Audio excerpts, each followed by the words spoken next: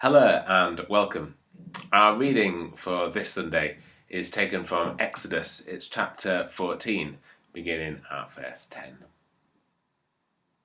As Pharaoh drew near, the Israelites looked back, and there were the Egyptians advancing on them. In great fear, the Israelites cried out to the Lord. They said to Moses, "Was it because there were no graves in Egypt that you've taken us away to die in the wilderness? What have you done to us, bringing us out of Egypt? Is this not the very thing we told you in Egypt? Let us alone so we can serve the Egyptians. For it would have been better to serve the Egyptians than to die in the wilderness." But Moses said to the people, "Do not be afraid. Stand firm and see the deliverance that the Lord will accomplish for you today. The Egyptians whom you see today you shall never see again. The Lord will fight for you. You have only to keep still." Then the Lord said to Moses, "Why do you cry out to me? Tell the Israelites to go forward. But you lift up your staff and stretch out your hand over the sea and divide it, that the Israelites may go into the sea on dry land. Then I will harden the hearts of the Egyptians so that they'll go in after them. And I will gain glory for myself over Pharaoh and all his army, his chariots and his chariot drivers. And the Egyptians shall know that I am the Lord, when I have gained glory for myself over Pharaoh, his chariots and his chariot drivers." The angel of God, who was going before the Israelite army, moved and went behind them. And the pillar of cloud moved from in front of them and took its place behind them. It came between the army of Egypt and the army of Israel.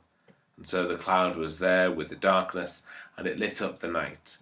No one did not come near the other all night.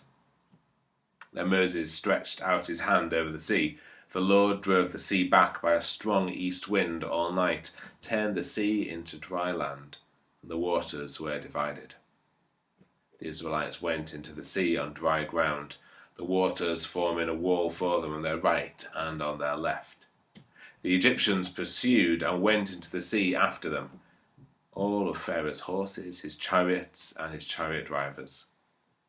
At the morning watch, the Lord in the pillar of fire and cloud looked down upon the Egyptian army and threw the Egyptian army into panic. He clogged their chariot wheels so that they turned with difficulty, and the Egyptians said, "Let us flee from the Israelites, for the Lord is fighting for them against Egypt."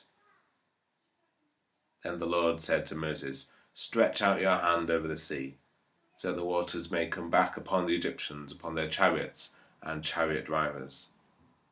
So Moses stretched out his hand over the sea, and at dawn the sea returned to its normal depth. As the Egyptians fled before it, the Lord tossed the Egyptians into the sea. The waters returned and covered the chariots and chariot drivers, the entire army of Pharaoh that had followed them into the sea. Not one of them remained.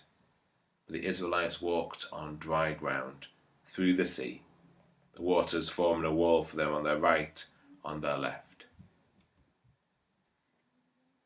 Thus the Lord saved Israel from that day from the Egyptians, and Israel saw the Egyptians dead on the seashore.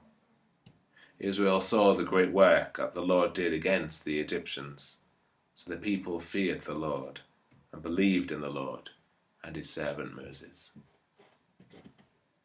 This is the word of the Lord.